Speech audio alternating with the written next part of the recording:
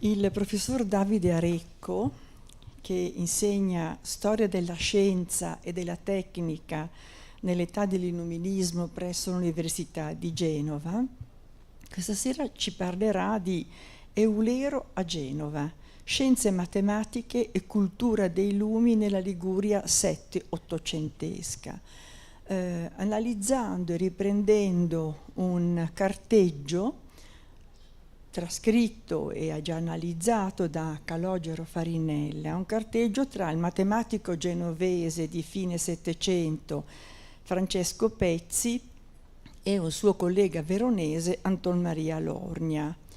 E tutto questo, mi pare si possa dire, tende ad analizzare con più attenzione e con più curiosità proprio il Settecento genovese, la transizione fra 7 e 800, proprio di particolare valore, perché a lungo questo Settecento genovese è stato considerato poco e come un secolo forse opaco, tra virgolette perdente, alla luce poi della fine della Repubblica di Genova.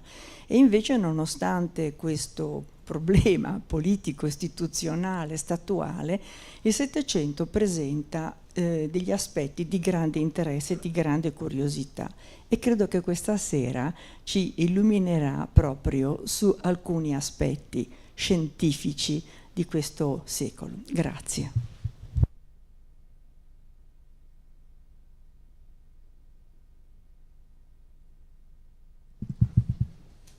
Sì. Buonasera a tutti, grazie alla professoressa Rollandi che mi ha preceduto nel parlare. Un cordialissimo saluto a tutti voi, grazie alla Presidenza e al personale tutto dell'Accademia Ligure di Scienze e Lettere che mi ha voluto qui per questo incontro. Sono veramente molto onorato e felicissimo di essere qui in questa circostanza. È stato detto bene dalla professoressa poco fa, il mio sarà un modo per fare insieme un viaggio, un racconto, una descrizione a cavallo tra storia, cultura e universo di conoscenze scientifiche. Essendo uno storico della scienza e della tecnica e congiuntamente anche un modernista, un settecentista nella fattispecie, mi è piaciuto scegliere questo tema, questo argomento del quale appunto con voi parlerò questa sera, per questa ragione, perché siamo su un territorio di confine, perché riusciremo così a vedere insieme, a far dialogare quelle lettere e quelle scienze che sono fin dal nome la ragion d'essere dell'Accademia presso la quale oggi ci troviamo e che ancora ringrazio per avermi appunto invitato. Inoltre è anche un modo da parte mia per rendere indirettamente, a distanza di qualche anno, omaggio a un amico caro che molto mi manca, il dottor Calogero Farinella, che tanto ha fatto per la cultura e la storiografia ligure, genovese ma anche ligure direi, e che ci ha prematuramente lasciato, nemmeno sessantenne, alcuni anni fa. Ho scelto anche per questo di confrontarmi con questo argomento, con il carteggio pezziano, con Lorgna e con tutte le suggestioni che da esso emergono, carteggio che fu Calogero primissimo a studiare e trascrivere, mi pare nel 1988, e che è stato, insieme agli altri scritti storico-scientifici del caro amico ahimè scomparso, raccolto poi nella bellissima raccolta di scritti di storia genovese in 2 tomi, pubblicato tra l'altro proprio dall'Accademia molto recentemente. Quindi tanti motivi convergenti, tante storie convergenti che ci portano a essere qua oggi.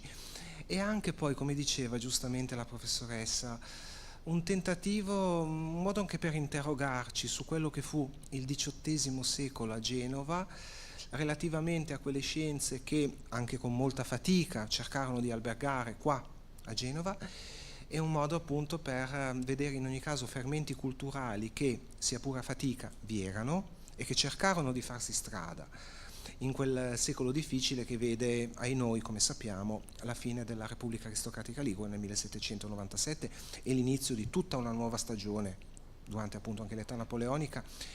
Da storico so che l'Ottocento, anche dal punto di vista della storia della scienza, della tecnica, del sapere, della cultura, porta e squaderna altri scenari rispetto a quelli settecenteschi, ancora legati tutto sommato a un mondo di antico regime per quanto al tramonto. vista la relativa complessità dei contenuti che peraltro cercherò di sviscerare al meglio per voi, ho preparato un testo appunto che leggerò. Vorrei iniziare con questa considerazione: le memorie settecentesche di tanti viaggiatori, sia inglesi da Edison in avanti, proprio inizio secolo, sia francesi da Montesquieu in avanti, ben studiato da Salvatore Rotta e Maria Grazia Bottaro Palumbo, che soggiornarono a Genova nel corso del XVIII secolo, fotografano, ed in una maniera quasi sempre anche eccessivamente impietosa, possiamo anche dirlo, penso a Montesquieu in particolare, a parte forse Lalande e Quaye, una repubblica spenta e grigia, chiusa in se stessa e avulsa al nuovo dei fermenti culturali altrove imperanti. Lo storico ci si chiede oggi: è stato veramente così? Personalmente penso che Genova sia stata comunque grande nel Settecento, e lo dico senza alcun campanilismo. Come ha dimostrato Carlo Bitossi in tanti suoi libri, in tante sue ricerche, Genova cadde in piedi di fronte alla venuta di Napoleone, al quale peraltro per un breve ma fondamentale arco di tempo si inchinò pressoché tutta l'Europa. Genova fu proprio in quel periodo, nel XVIII secolo, una terra anche di contraddizioni latenti, alcune emergeranno anche nella prima parte di questo mio intervento. E in effetti, nel tramonto dell'antico regime, la città ligure, a parte paesaggi e natura, penso anche a George Berkeley, offriva molto poco, almeno in apparenza, specie a chi la visitava in cerca di contatti accademici e vita intellettuale. L'Università di Genova, sorta a fatica dalle ceneri dell'ex collegio gesuitico fra il 1774 e il 1784, era inizialmente almeno povera di docenti, solo 11 nei primi anni, e considerati, l'espressione del grande Rotta, buoni a tutti. Un professore di aritmetica poteva, l'anno dopo, essere riciclato, tra mille virgolette, per la cattedra di eloquenza greca. Il più grande illuminista genovese, Agostino Lomellini, morì nel 1791 nel magnifico isolamento della sua villa di Pegli. Era stato doge, ambasciatore a Parigi, qui amico e in seguito traduttore di D'Alembert, nonché geometra finissimo, tra i migliori del secolo, e non solo in Liguria. Eppure la Serenissima, almeno nei suoi ultimi giorni, lo mise da parte. Il fatto è che isolare Lomellini, in contatto epistolare fra gli altri con i newtoniani Paolo Frisi, Francesco Algarotti, con tutta una coterie importante dell'illuminismo italiano d'allora, era un po' come fermare e bloccare di fatto i lumi. Anche Celesia, disgustato quasi dalla sua terra, dovette cercare altri più stimolanti spazi per sé, lo sappiamo, da diplomatico a Londra, a Parigi, a Madrid. Le nuove tecniche poi languivano abbastanza. Mentre in Gran Bretagna si preparava una rivoluzione industriale poi esportata sul continente, solo compadre a Genova, singolare alfiere del matrimonio fra clero e aristocrazia colta, si ebbe a fine secolo un qualche interesse, non del tutto privo di competenze, verso la neonata aerostatica. Le mongolfiere solcavano i cieli d'Europa e anche Genova non volle essere giustamente da meno.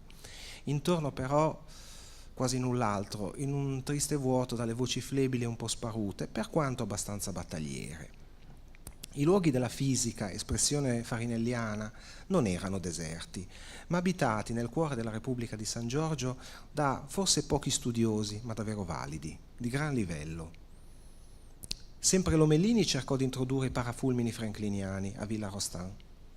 L'Accademia Ligustica, per mano sua, di Celesia e di molti altri, fu un'istituzione forse per un verso dalla nascita tardiva e nel complesso, secondo i giudizi storiografici correnti, almeno poco incisiva se confrontata con la rete analoga di esperienze italiane ed europee di allora.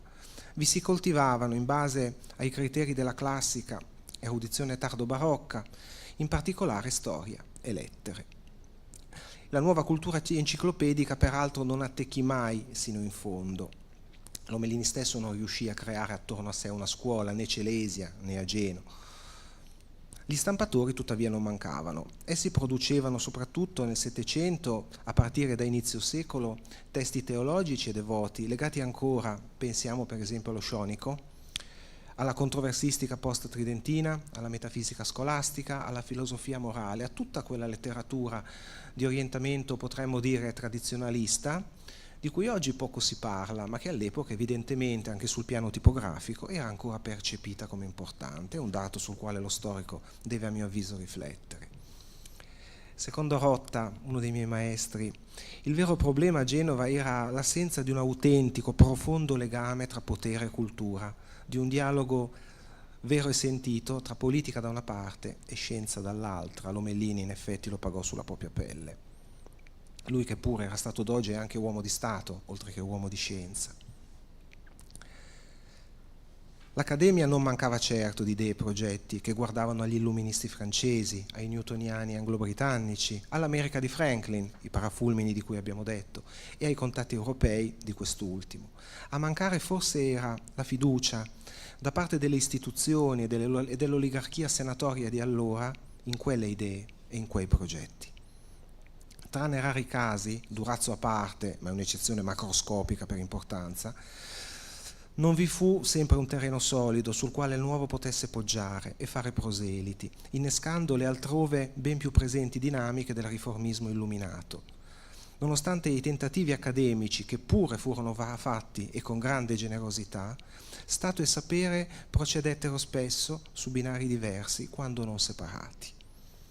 Le cose andavano globalmente comunque un po' meglio nel campo delle scienze empiriche. Il medico e naturalista Cesare Niccolò Canefri, mio conterraneo perché era nato a Novi, dove sono nato anch'io, lui è nato a Novi nel 1752, breve vita la sua, morì soltanto 48enne, introdusse a Genova la nuova chimica francese, la nuova nomenclatura di Lavoisier e di Fourcroy, oltre a venire scelto per accompagnare poi l'imperatore asburgico nelle miniere d'Ungheria, un viaggio mineralogico di grande importanza, tra l'altro nella stessa epoca in cui un altro grande ligure trapiantato nella Milano dei Lumi, Carlo Amoretti, scriveva anch'egli diari e viaggi di carattere mineralogico usciti tutti a stampa, o quasi tutti. Amoretti figura ancora da studiare, manca ancora su di lui una bella monografia, ci vorrebbe una monografia di 300 e passapagine per raccontarlo tutto. Domenico Viviani, nato a Legnaro sopra Levanto nel 1772, successore di Canefri sulla cattedra di botanica e storia naturale della nostra università, diede interessanti contributi appunto alla botanica e collezionò in biblioteca una serie di libri estremamente interessanti, di nuovo ben studiati e analizzati da Calogero Farinella. Viviani era veramente il nostro Buffon. Come Buffon in Francia, Viviani amava fare storia naturale introducendo nella botanica dei necessari strumenti classificatori, anche lui aveva la sua ansia tassonomica, nomenclatoria appunto, ma non rinunciava, come Buffon negli enciclopedisti francesi, anche a una bella cornice letteraria, gli piaceva anche raccontare la storia naturale, sapeva scrivere Domenico Viviani, personaggio anche lì da riscoprire, morto dopo l'età della Restaurazione nel 1840.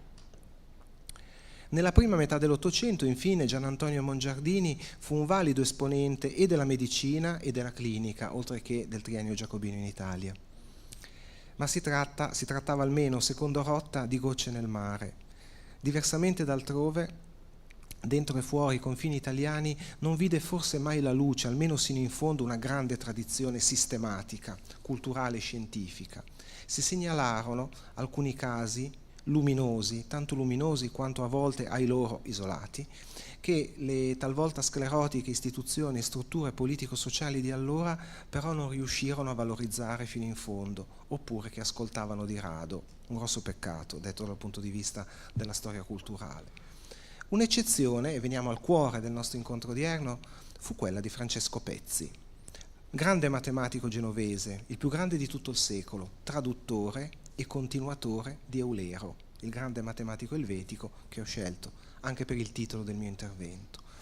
A soli 22 anni, talento precocissimo il Pezzi quindi, si mise in contatto per via epistolare con il matematico e ingegnere veronese Anton Mario Lorgna, il padre dell'Accademia Nazionale delle Scienze, la Società dei 40. Il loro carteggio durò dal 20 agosto 1786 al 14 novembre 1795 e venne cominciato da Pezzi al fine di conoscere i geometri dell'Accademia dei 40, appunto il prestigioso consesso scientifico ubiquitario di cui Lorgna era fondatore e segretario, nella Repubblica Veneta, nella sua Verona. riscoperto, come dicevo, dal compianto amico e grande studioso di storia genovese Calogero Farinella.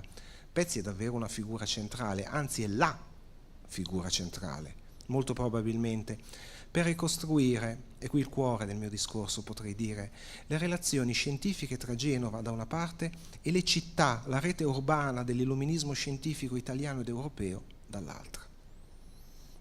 Nonché, soprattutto per inquadrare quei tentativi di aggiornamento matematico e culturale auspicati appunto da Pezzi stesso, desideroso di portare negli spazi liguri la grande tradizione scientifica sei- e settecentesca, nel campo soprattutto delle scienze esatte, delle matematiche e della fisica applicata. Realizzando ciò, Genova si sarebbe aperta definitivamente alla nuova scienza e ai lumi, congiuntamente, perché congiunti erano nel Settecento, allineandosi in tal modo con le conquiste intellettuali più avanzate nel contesto italiano ed europeo di allora, uscendo dal proprio isolamento per farsi anch'essa centro scientifico, accademico e culturale importante nei quadri istituzionali della Repubblica delle Lettere d'allora, cioè la comunità scientifica del tempo. Pezzi, laureatosi a Genova nel 1781, aveva trascorso un periodo di viaggi e studi in Francia, anche lui fa tesoro dell'esperienza del Grand Tour. Quindi aveva fatto ritorno negli spazi della Repubblica di San Giorgio, avviando relazioni con i nomi più importanti ed illuminati del patriziato colto genovese di allora, tra cui Giambattista Grimaldi, il figlio di Pier Francesco, già doge, dal 1773 al 75. Pezzi si legò poi a Ferdinando Galiani, che è l'illuminismo napoletano del secondo Settecento, e a Giacomo Filippo Durazzo, il massimo apostolo ligure della scienza linneana nord-europea, coltivata sempre a Genova dal già menzionato Canefri. V'è tutta una galassia di nomi oggi.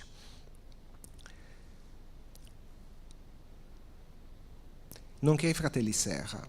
Il luogo dei loro incontri era l'Accademia Duraziana, nata nel 1782, istituzione che vedeva presenti pochi naturalisti, aristocratici e illuministi genovesi, quel cosmo, quella galassia che un altro grande che ci ha lasciato, Osvaldo Raggio, ha illuminato nel suo bellissimo Storia di una passione, quel libro dedicato ai Durazzo soprattutto e pubblicato da Marsilio di Venezia nel 2000, un libro magistrale e meraviglioso a mio avviso.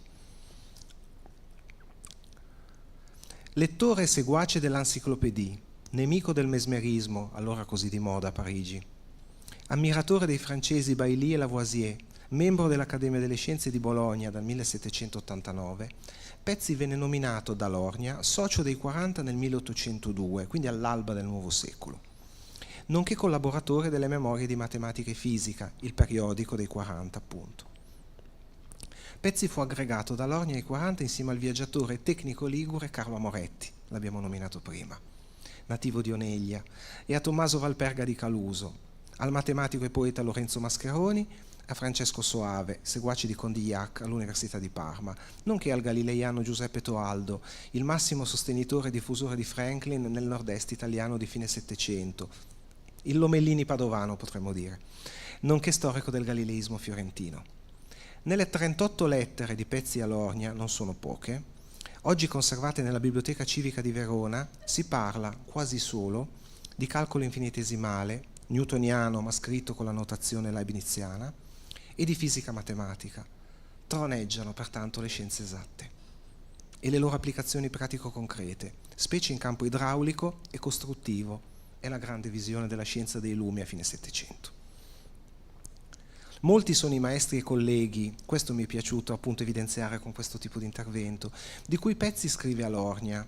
Tra questi vi è il francese Yves Gravier, che contribuì con una massiccia importazione di libri europei anche a Genova, in particolare da Parigi, ad introdurre negli spazi sociali e culturali liguri idee e opere innovatrici, se non altro nel campo scientifico. Il ceto politico dirigente restava, come abbiamo detto, sostanzialmente sordo al nuovo che avanzava in quegli anni. Pezzi, in occasione del suo carteggio, ricorda a Lorgna l'opera di Fontaine de Bertin, un matematico francese che aveva lavorato sulle condizioni di integrabilità delle funzioni differenziali di primo grado a due variabili. Fa menzione anche dell'astronomo newtoniano Alexis Clairaut, in questo caso per i suoi studi sul calcolo integrale. Ma il vero eroe di Pezzi, e insieme il grande protagonista della corrispondenza sua con Lorgna, resta naturalmente lo svizzero Eulero.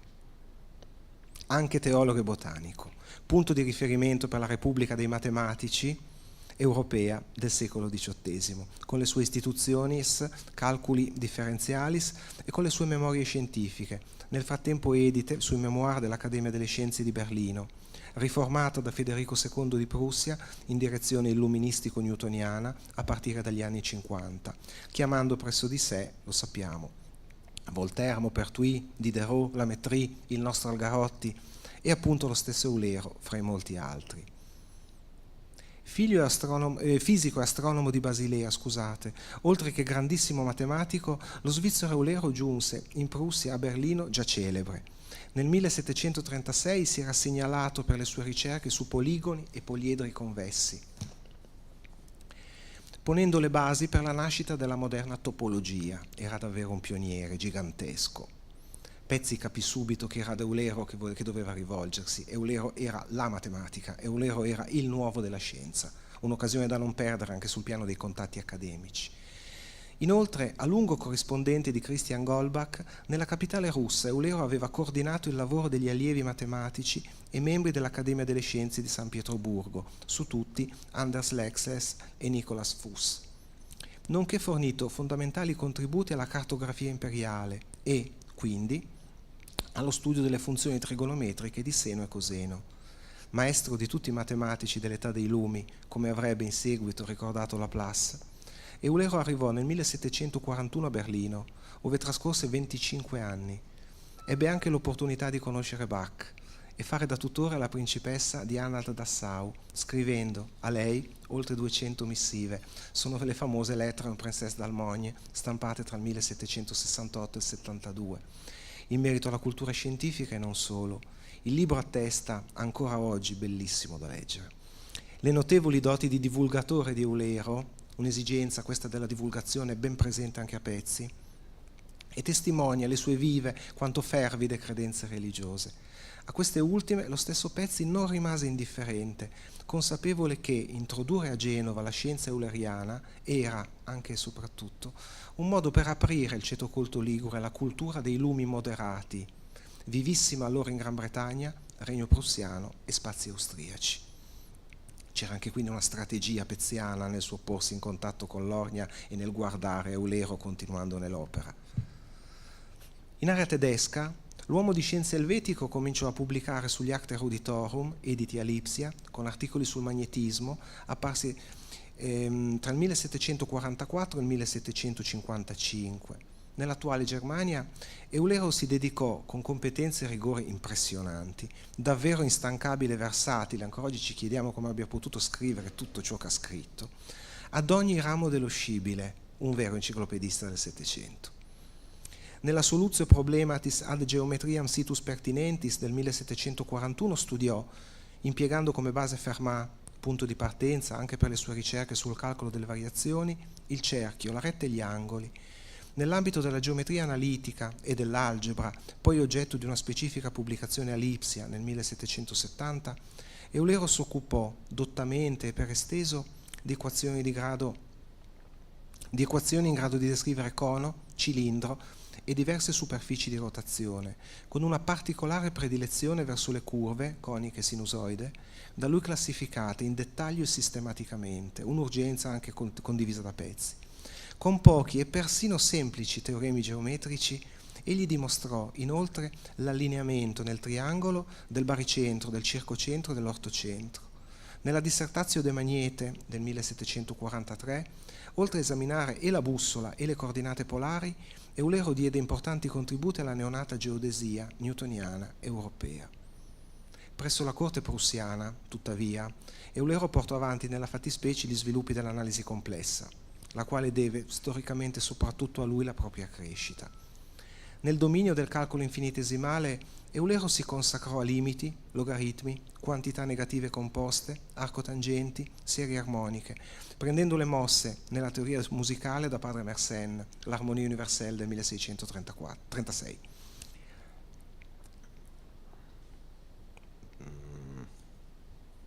Scusatemi. Studiò le identità newtoniane, le somme dei quadrati, le leggi della reciprocità quadratica, da lui per primo intraviste e congetturate, integrali e frazioni continue. Estendendoli alle matematiche applicate, Eulero unì il metodo delle flussioni di Newton e della scuola anglo-britannica e il calcolo integrale di Leibniz e della scuola germanica. Preferito solo dal punto di vista della notazione usata per la scrittura, un lavoro nel quale l'elvetico fu affiancato dal matematico scozzese Colin Maclaurin. Nelle Institutiones Calculi Differenzialis del 1955, forse il massimo frutto matematico del lungo soggiorno euleriano presso gli Hohenzollern, fu approfondito dallo svizzero il concetto di funzione, allargando lo sguardo alle funzioni esponenziali e a quelle speciali, come la funzione gamma. Per diretto interesse del sovrano berlinese, Eulero concentrò poi gli sforzi anche sulle opere di ingegneria, peraltro non sempre apprezzate a corte, e di fluidodinamica. In questo settore, partendo dalle basi galileiane e newtoniane, come era naturale che fosse, egli matematizzò vari problemi di idraulica, usando derivate parziali al fine di descrivere i movimenti privi di attrito viscoso. In terra prussiana, quindi, Eulero si dedicò ad astronomia e meccanica celeste, realizzando vari lavori successivamente completati durante il secondo e ultimo soggiorno russo, circa l'esatta determinazione delle leggi governanti i moti cometari e di altri corpi stellari, incluso il calcolo della parallasse solare. Un'ulteriore conferma del suo genio e del suo gusto, che sono figli della grande tradizione enciclopedica settecentesca, anzi che sono un volto di essa. La stessa che, senza troppa fortuna, Pezzi traducendolo tentava in quel medesimo torno di anni di impiantare a Genova. Eulero rimase presso l'Accademia delle Scienze berlinese sino al 1766. Un anno prima di ritornare nella Russia zarista, fece stampare la teoria Motus Corporum Solidorum Seu Rigidorum 1765, dissertazione di stereometria ed ultima fatica dei suoi fecondi anni tedeschi.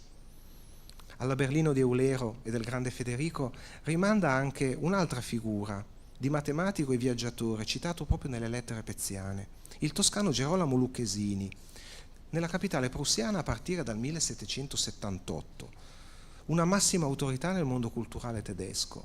Lo valorizzò fra le mura dell'Accademia berlinese, in seguito, anche Federico Guglielmo III, il quale utilizzò Lucchesini in veste di abile diplomatico all'estero presso le maggiori corti europee.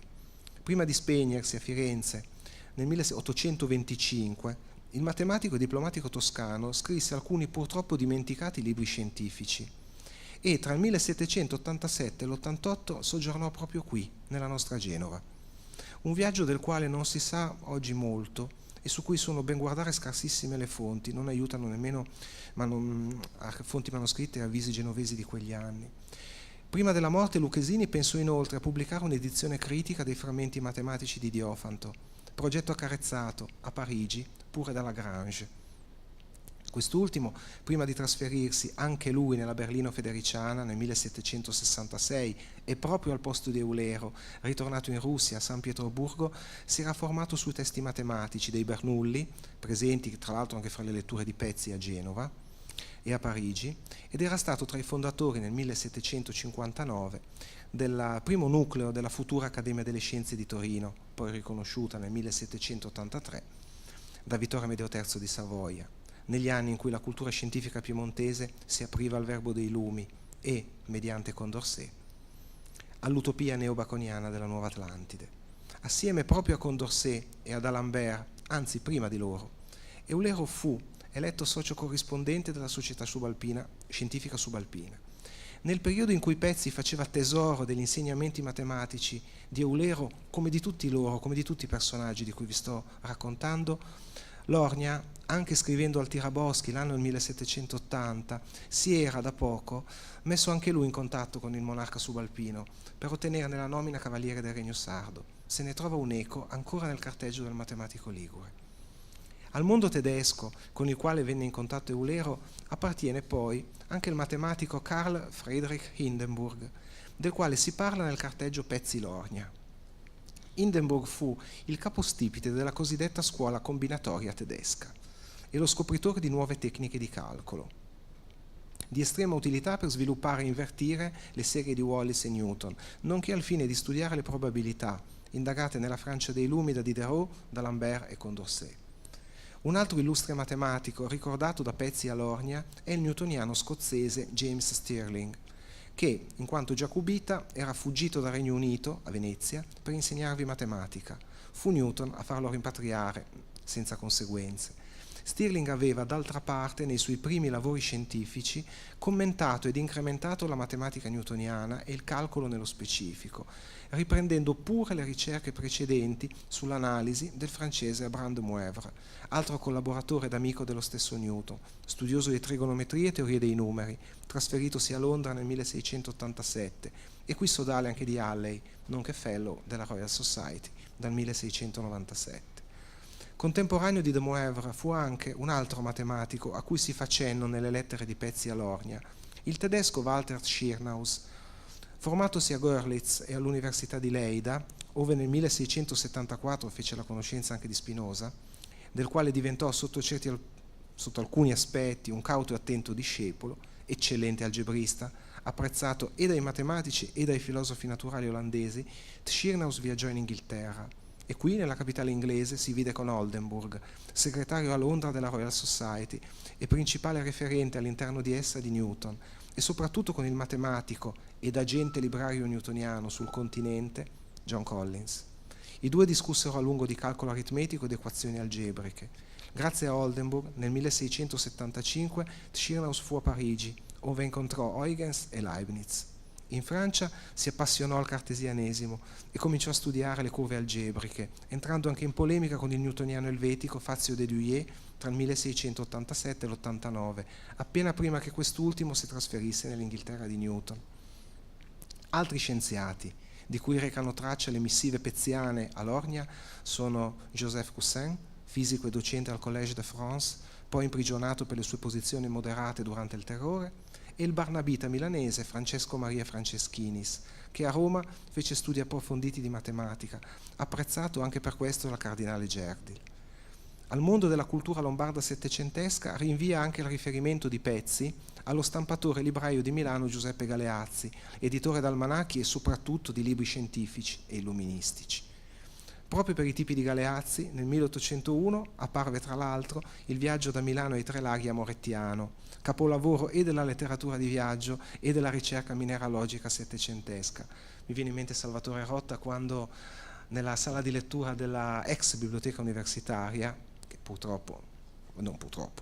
comunque non è più in quella sede alla quale sono rimasto sentimentalmente molto legato perché mi sono di fatto formato in quel periodo, Rotta mi diceva sempre: a Moretti è tutto da studiare, merita un libro, qui c'è quasi tutto, il resto all'Istituto Lombardo di Scienze e Lettere. In effetti è una figura centrale perché a Moretti nasce a Oneglia, vive la prima parte della sua vita in Liguria si forma, si sposta a Milano, entra in contatto con il gruppo del caffè, con l'Accademia dei Pugni, con il cuore dell'illuminismo lombardo, lumi del diritto, lumi dell'economia, Beccaria, Fratelli Verri, Longo, mantiene contatti con Genova. A Moretti è molto molto importante, manca ancora davvero su di lui un libro voluminoso, una ricerca esaustiva. Ma torniamo a Pezzi e a Lornia. Quest'ultimo, durante la corrispondenza con Pezzi, mise il matematico ligure anche in contatto con l'accademico felsineo Sebastiano Canterzani, e qui si apre un ulteriore fronte, un ulteriore spazio di dialogo per la Genova di Pezzi, quello con Bologna. A quest'ultimo, allievo in Bologna appunto del newtoniano Francesco Maria Zanotti, Pezzi indirizzò 14 lettere dal 16 dicembre 1786 al 20 febbraio del 92. Nel carteggio si discorre sempre, ancora una volta, di analisi matematiche e tecniche di calcolo infinitesimale, ma anche questa volta vengono nominati personaggi di rilievo e da riscoprire nella storia della scienza italiana del XVIII secolo. Viene, infatti, citato il teatino Pietro Cossali, membro sia dei 40 di Lornia sia dell'Accademia delle Scienze di Padova dal 1781, studioso d'aeronautica e anche valente storico nella Verona di fine Settecento. Si fa poi il nome di Girolamo Saladini, monaco celestino che fece i suoi primi studi in ambito umanistico per dedicarsi poi alla matematica, studente presso l'Archiginnasio bolognese e allievo qui del trevigiano Vincenzo Riccati tra il 65 e il 67, membro poi a Bologna dell'Istituto delle Scienze e analista tra i maggiori di tutto il Settecento italiano. Più misteriosa e affascinante anche per questo è la figura del livornese Pietro Paoli, allievo dei Gesuiti e poi docente all'Università di Pisa. Paoli fu, poco più che ventenne, insegnante anche a Mantova e nel 1782 gli fu affidata a Pavia la cattedra di matematica elementari. Il governo toscano lo chiamò 2 anni dopo a insegnare presso l'Ateneo Pisano, dove si occupò di questioni idrauliche ed agronomiche. L'agronomia è una delle grandi nuove scienze di fine Settecento e di nuovo grazie anche al nostro Moretti. Prima di presiedere negli anni dell'occupazione napoleonica la giunta incaricata di compilare il catasto della Toscana. Nel 1780 Paoli aveva dedicato già al Granduca Pietro Leopoldo i suoi opuscula analitica stampati in Livorno, dai Torchi dell'Aubert, il gran tipografo radicale, ed editore nel 64 anche del celeberrimo dei delitti e delle pene di Cesare Beccaria. L'ultimo e grande protagonista della matematica sette-ottocentesca, citato nell'epistolario di Pezzi, in questo caso nel carteggio con Canterzani, oltre che in quello con Lornia, è Paolo Ruffini, che fu anche medico e teologo. Fu tra gli altri uno degli ultimi a cimentarsi nel tentativo di dimostrare scientificamente l'esistenza dell'anima. A inizio Ottocento era ormai una chimera, ma vi era ancora chi vi si dedicava. Nonché letterato. Formatosi all'Università di Modena, allievo di Luigi Fantini in geometria, di Paolo Cassiani in analisi, Ruffini si laureò dapprima in chirurgia nel 1788 e in un secondo momento in matematica nel 97. Avversario in ambito politico delle idee rivoluzionarie, repubblicane e giacobine d'epoca napoleonica, cattolico e tradizionalista tenace, nel 1806 fu a Roma per prepararvi in materia di artiglieria i cadetti iscritti all'Accademia Militare dello Stato Pontificio. Quindi ritornò presso l'Ateneo Modenese, riaperto sotto Francesco IV, come professore di matematica applicata e insieme di clinica medica. In Emilia fu ascritto alla Società Italiana delle Scienze, l'Accademia Sovranazionale Ubiquitaria costituita nel 1782 da Lornia e passata poi alla morte di quest'ultimo nel 96 nelle mani di Cagnoli, lettore di Montesquieu e astronomo d'osservazione, proprio a Modena. Filantropo e seguace in medicina di Ippocrate, fautore pertanto di una vis medicatrix nature e di una ars medica tota in observationibus, già appartenuta a Sydenham e al giovane Locke, nel secondo Seicento inglese, Ruffini si adoperò in maniera indefessa durante l'epidemia di tifo del 1817. La sua eredità scientifica, ripresa e continuata poi da Abel fra il 1803 e il 1805, consta di vari teoremi e dimostrazioni parziali della irresolubilità algebrica di equazioni superiori al quarto grado, con importanti contributi dati alla teoria matematica dei gruppi e alle regole di scomposizione dei polinomi.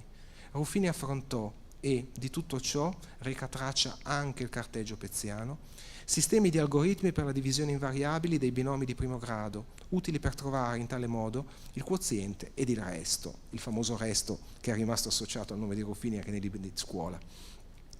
Scrisse molto ed ampia circolazione, presenti anche nella biblioteca di Pezzi, ebbero trattati e libri ruffiniani, stampati fra il XVIII e il XIX secolo, fra cui la teoria generale delle equazioni, stampata a Bologna, il saggio sopra la dimostrazione delle radici delle equazioni numeriche e le riflessioni critiche intorno alla probabilità, un'altra delle grandi frontiere del sapere settecentesco, quella probabilità a cui Diderot, d'Alembert soprattutto, Condorcet si erano dedicati, sulla scia di William Pitty, che l'aritmetica politica l'aveva fondata già nel Seicento. E l'ambito delle nascenti scienze sociali, sempre più sviluppate da inizio Ottocento in poi, anche grazie all'opera di Graeber di Emson in Svezia e in Europa stessa. Ora, che cosa ci dice tutta questa galassia di personaggi, questa, a me piace chiamarla rete di attori storico-sociali che si muovevano con un grande dinamismo intellettuale e scientifico negli ambiti accademici dell'epoca? Che cosa ci dice la presenza di tutti questi nomi, di tutte queste ricerche davvero ad ampio, vastissimo raggio nel carteggio pezziano? Ci dice che vi era in effetti il tentativo compiuto da Pezzi, guardando alla Verona di Lornia, guardando alla Bologna di Canterzani, guardando soprattutto alla grande matematica euleriana, di aprire attraverso le scienze la cultura ligure al contesto europeo. A Pezzi non poteva andar bene che Genova rimanesse scientificamente parlando arretrata. Genova doveva avere il coraggio, secondo Pezzi, come prima, secondo Lomellini, Celesi, Ageno e altri, di trovare un ruolo per sé. E un modo per farlo era coltivare le scienze e le tecniche, anche al servizio della pubblica felicità, che lo sappiamo è uno dei grandi miti della cultura settecentesca, uno dei grandi miti dei lumi è quello della pubblica felicità, ne parlavo proprio oggi a lezione. Quindi vi fu un tentativo coraggioso, non molto supportato, va detto, dallo Stato di allora, ma comunque presente in Genova e negli spazi liguri, di ammodernare la cultura e di utilizzare il sapere come un veicolo di crescita, come un fattore di allargamento degli orizzonti intellettuali. Certo, si potrebbe dire Pezzi fu anche e soprattutto, se non quasi esclusivamente, un matematico, è vero, ma all'epoca la cultura scientifica era uno dei grandi volti degli orizzonti conoscitivi dell'uomo di allora. Non vi era a quel tempo quella separazione con la quale noi siamo abituati a convivere oggi. Oggi scienze e lettere, Minerva e Venere non si guardano, si parlano molto poco.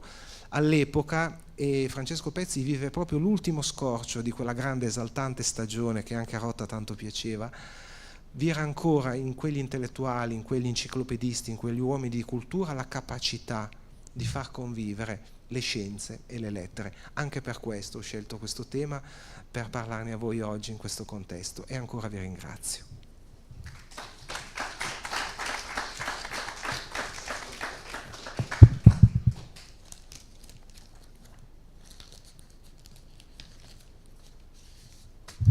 Allora, ringrazio particolarmente il professor Arecco perché ha fatto una conferenza davvero colta e raffinata, si può dire così, e ha in realtà toccato tanti punti, non soltanto scientifici, ma dal rapporto tra istruzione e governo, istruzione e sviluppo, e sono temi, direi, tuttora di grande importanza, non solo in generale, ma anche nella nostra città, tutto sommato. Ci sono delle osservazioni?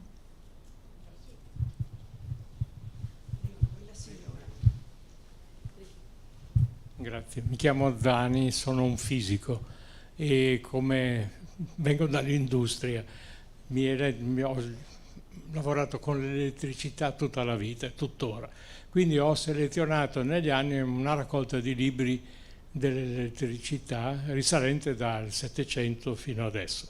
E ho trovato un libro di Genova, delle scuole pie, dove i padri scolopi presentavano il loro laboratorio di fisica, ed è una specie di invito a partecipare alla dimostrazione, che era pubblica, dava la data, l'ora, di Scionici l'ha stampato, quindi è molto interessante, molto carino.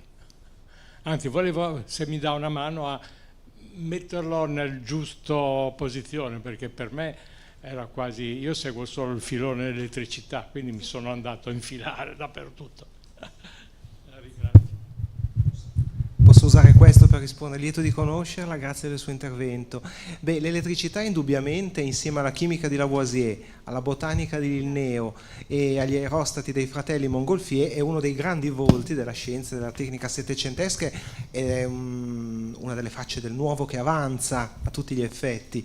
Il tema è molto interessante, se poi vuole venirmi a trovare in università ne parliamo più che volentieri.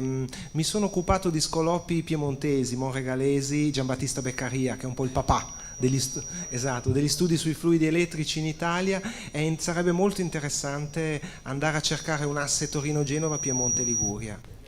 Sì. Mi mandi una mail magari prima, così ci mettiamo d'accordo. Molto volentieri, grazie a lei. Grazie mille per l'illustrazione veramente colta e esaustiva. Volevo solo chiederle, Pezzi ha saputo di quello che è successo a Lavoisier e del fatto che sia stato ghigliottinato purtroppo anche questa era, cioè non so se è cultura questa, però è stato un episodio gravissimo. Perché uno scienziato come Lavoisier non dovevano assolutamente fare una cosa del genere. Dunque sì, la notizia di Lavoisier fece ovviamente il giro non solo dei cenacoli accademici europei, ma della società tutta del continente d'allora. Fu uno dei grandi drammi nella storia della scienza, uno dei maggiori errori fatti ai danni appunto della cultura. Secondo me ciò contribuì a far sì che gli uomini di scienza e Pezzi e i suoi colleghi, non solo in Liguria, non solo a Genova, ma in tutta l'Italia, quantomeno settentrionale, di fine 7 inizio 800, si muovessero camminando sui pezzi di vetro, arrampicandosi spesso sugli specchi. Era difficilissimo. Ancora oggi ci stupiamo che Lagrange sia riuscito a morire senza alcun problema in Parigi nel 1813, attraversando tutta una serie di rivolgimenti politici, militari, sociali, economici, e rimanere indenne non era molto semplice. Talvolta una via di salvezza era quella di dedicarsi tutti e solo alla ricerca, cercando il meno possibile di compromettersi, uso le virgolette, con i rivolgimenti politici. Però questo che cosa faceva venir meno? Faceva venir meno ovviamente quel dialogo sapere-istituzioni, cultura-potere, scienza-politica, che era invece, come abbiamo detto, necessario per far crescere il sapere e per utilizzarlo al servizio anche dello Stato e del pubblico bene. Quindi siamo in un cerchio di contraddizioni appunto storiche che sono tipiche del tramonto del Settecento, un'epoca a dir poco drammatica dove i rivolgimenti erano a un certo punto pressoché quotidiani, si può dire. Aveva ragione Indro Montanelli, nel 1789 non finisce solo un secolo con 11 anni d'anticipo, ma finisce un'era, e chi vive da quel momento in poi, e Pezzi tra questi, vive veramente orientandosi a fatica, perché gli scenari mutano in continuazione, e indubbiamente l'esempio terribile di Lavoisier non incentivava la libera ricerca, questo sicuramente, né l'uso che lo Stato avrebbe potuto utilmente fare di essa.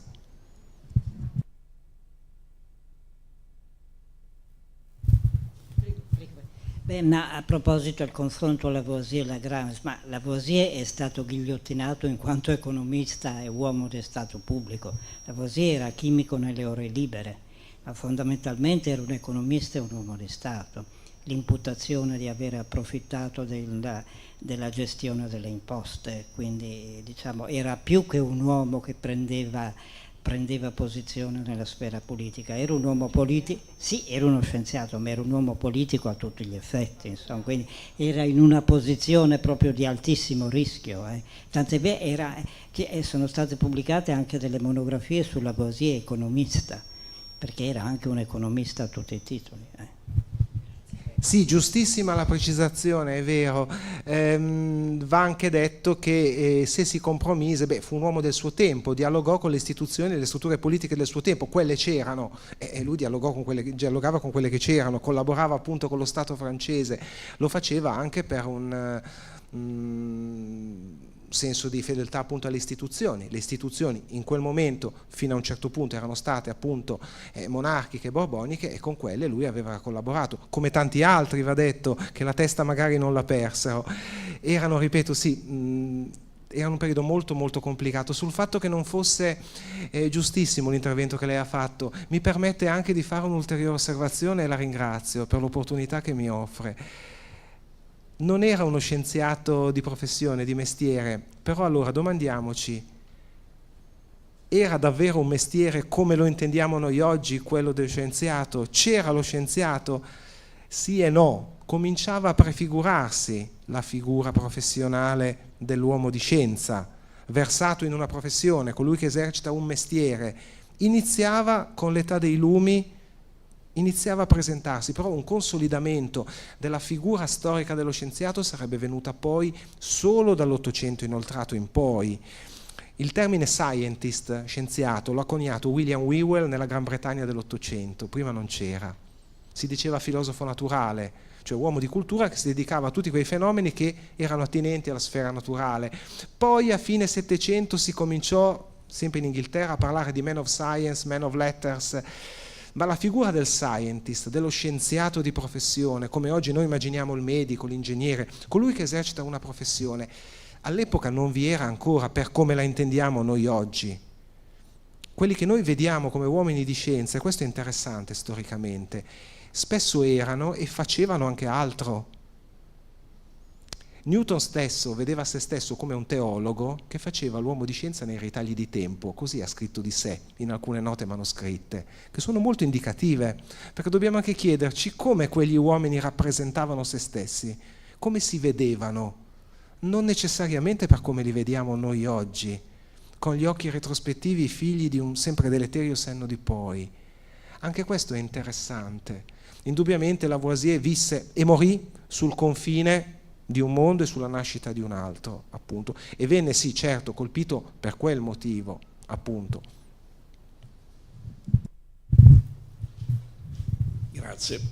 La ringrazio per la sua relazione estremamente interessante, ha fatto una carrellata un po' della storia anche degli scienziati, anche se allora non si chiamavano scienziati, che vissero a Genova in quel periodo. Tra i nomi che lei ha citato, alcuni mi sembra di ricordare, per esempio, sono stati, hanno fatto parte di quel gruppo di docenti che hanno creato l'Istituto Nazionale, da cui poi è derivata l'Accademia Ligure di Scienze e Lettere.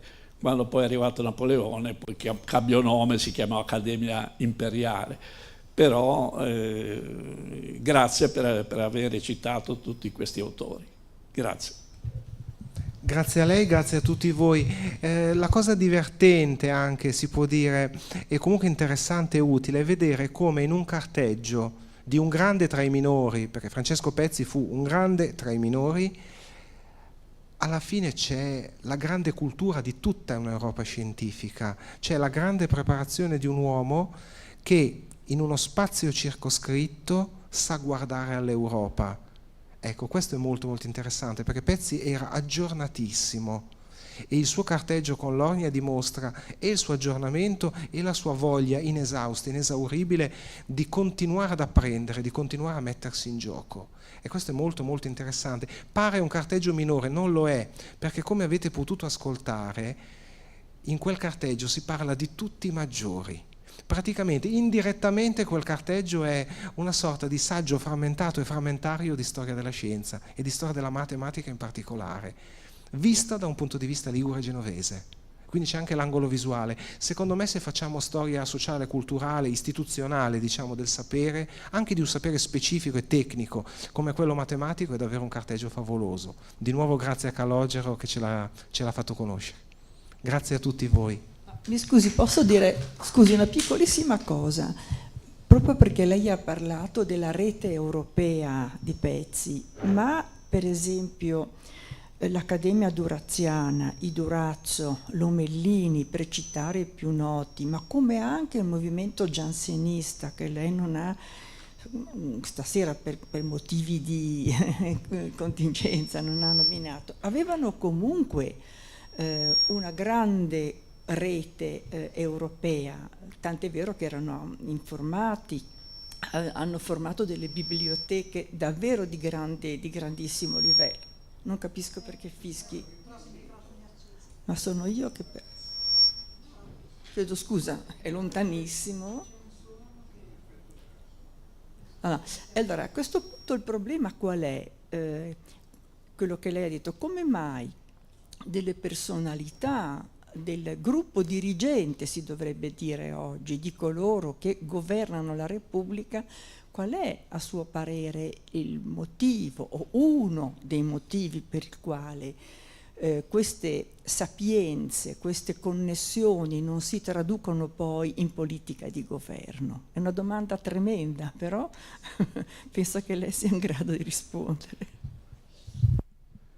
Dunque, ringrazio la professoressa per questa domanda che è davvero molto tanto pertinente quanto terribile da affrontare per me, però cerco di affrontarla. Dunque, sì, è vero, i fermenti c'erano, e questa è una delle grandi contraddizioni storiche. E non solo la nuova scienza, non solo i lumi, quei lumi moderati di cui ho cercato per sommi capi brevemente di richiamare ruolo e importanza, il giansenismo stesso, che in Liguria fu vivo e vivissimo, ora non è entrato per ragioni contingenti nella scelta dei temi trattati, ma comunque c'è. E poi lo stesso mondo duraziano, penso a James Edward Smith, presidente fondatore della Società Linneana di Londra, che scende proprio in Liguria, quando arriva in Italia per il Grand Tour del 1786-88, entra in contatto con Canefri, entra in contatto con Giacomo Filippo III Ippolito, Villa di Cornigliano, erborizzazioni sulle alture genovesi, interesse per la botanica ligure, interesse per le quadrerie, per i Van Dyck e i Rubens conservati qua in Genova, insomma Genova aveva da dare, aveva da dire a livello culturale, scientifico, intellettuale, in senso lato. Perché le istituzioni non ascoltarono quei fermenti del sapere? È una delle domande che si poneva anche Rotta.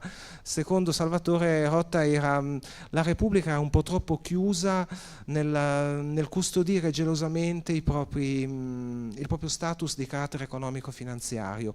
Tutta presa da quegli interessi, non considerava i fattori tecnico-scientifici, culturali, intellettuali ugualmente importanti e non riteneva che vi dovesse essere, a differenza di altrove, penso Torino, quel dialogo sapere-potere che invece, per quanto difficile, perché storicamente è un dialogo mai facile, altrove vi fu e in qualche modo fruttificò, fermo restando che il Piemonte comunque fu, per quanto sviluppatosi al tempo di Vittorio Amedeo III, comunque costretto a inchinarsi anche egli, poi anche il Piemonte, alla venuta dell'esercito napoleonico. Probabilmente sì, un certo disinteresse culturale, perché gli interessi andavano altrove, perché c'era una concezione economica, economicistica della gestione dello Stato, e si iniziava a pensare soprattutto al mantenere lo status quo, o comunque a far sopravvivere Genova e il suo sistema di produzione. Le scienze e le tecniche sì, venivano coltivate, ma non vi era quella valorizzazione dall'alto che vi era già stata a Firenze, che vi era già stata a Parigi, a Londra ovviamente, e che vi fu a Torino in quei medesimi anni. Probabilmente sì. Un interesse che andava soprattutto verso l'economia, la produzione, gli aspetti finanziari, bancari anche della gestione, appunto, fece dimenticare quanto allo Stato poteva invece venire, sarebbe potuto venire effettivamente anche da un uso della cultura, ecco, dall'uso dei saperi, perché ce n'erano più di uno, in effetti. Da questo punto di vista Genova perse un'occasione, sicuramente sì. Almeno questa era la lettura, l'interpretazione che dava Salvatore Rotta. La ringrazio molto. Non sono uno storico di Genova, ma ci sarà stato anche il peso della Chiesa cattolica, della cultura cattolica, che a Genova doveva essere sicuramente importante. E la diffidenza della cultura cattolica nei confronti dell'illuminismo, che veniva sì e fuori. No, sì e no, nel senso che, allora, di quale illuminismo stiamo parlando? Perché allora noi facciamo di solito storia con davanti agli occhi della mente l'illuminismo francese, che si traduce in rivoluzione francese, dimenticando che la rivoluzione francese partì come una rivolta nobiliare, poi divenne una rivoluzione borghese e infine una rivoluzione di masse di popolo, tre cose ben distinte. Ma al di là di questo, quale illuminismo? Perché l'illuminismo newtoniano era un illuminismo moderato, quello inglese, teologicamente orientato e infatti accolto dai gesuiti romani già negli anni 30-40 del Settecento. Newton non faceva paura, a diffondere Newton in Italia sono stati sacerdoti, sono stati preti. Questo non lo si dice quasi mai, ma il newtonianesimo ha preso piede in Italia fra il 38 e il 48 a Roma per mano dei gesuiti. Pare un paradosso della storia, non lo è. Quindi sicuramente l'illuminismo radicale era mal visto, questo è ovvio, dalle autorità ecclesiastiche, certo che sì. Però vi furono anche ecclesiastici coraggiosi. Quelle prime esperienze aerostatiche proprio genovesi vennero fatte grazie a un'unione di preti interessati ai voli sui palloni volanti, maestri artigiani che si interessavano alle tecniche e aristocrazia illuminata che diceva andiamo un po' a vedere questa conquista dei cieli fatta dai novelli figli di Icaro. Ecco, quindi anche lì dovremmo, è vero quello che lei dice per sommi capi in linea generale, però è altrettanto vero che scavando nello specifico bisogna vedere appunto a quale illuminismo facciamo riferimento, perché l'illuminismo inglese non era un illuminismo teologicamente pericoloso, non veniva avvertito come tale nella maniera più assoluta, e lo stesso l'illuminismo elvetico. Noi pensiamo sempre all'illuminismo con davanti agli occhi della mente quello francese, quello radicale francese, anche al materialismo francese, però quello è un macroscopico, perché lo è macroscopico, esempio di lumi, ma non è paradigmatico per quanto riguarda l'Europa tutta. Che so, c'è anche l'illuminismo scozzese di David Hume, è un illuminismo riformista, però moderato, che non prevede rivoluzioni ma riforme. Qui torniamo a un tema classico, c'è anche un Settecento riformatore, l'opera in più volumi per Einaudi del grandissimo Franco Venturi, che fu professore e maestro di Salvatore Rotta, tra l'altro. E c'è un Settecento riformatore, non c'è solo un Settecento radicale e rivoluzionario. Vi sono stati tanti illuminismi al plurale, ve n'è stata una vera famiglia, una vera galassia. Il bello, l'interessante è vedere anche come alcuni di essi, quello elvetico, quello russo, quello tedesco e quello inglese, filtrano in Genova, era una mia intenzione oggi, attraverso i contatti che, guardando a Eulero, Pezzi intrattiene prima con Lornia e poi con Canterzani. C'è una voglia d'Europa. Ecco, c'è una voglia di cultura, c'è una voglia di illuminismo, in questo caso moderato, però non risulta che Pezzi si sia posto particolari problemi dal punto di vista della politica teologica, che abbia avuto paura di ordine religioso, almeno non ne ho rinvenuto tracce. Bene, grazie a tutti voi, grazie al relatore moltissimo. Vi dico solo che giovedì prossimo, giovedì 12 marzo, Francesco De Nicola parlerà di Giovanni Descalzo, scrittore di Mare. Grazie ancora. Grazie a lei, grazie a tutti voi, grazie veramente, grazie di cuore.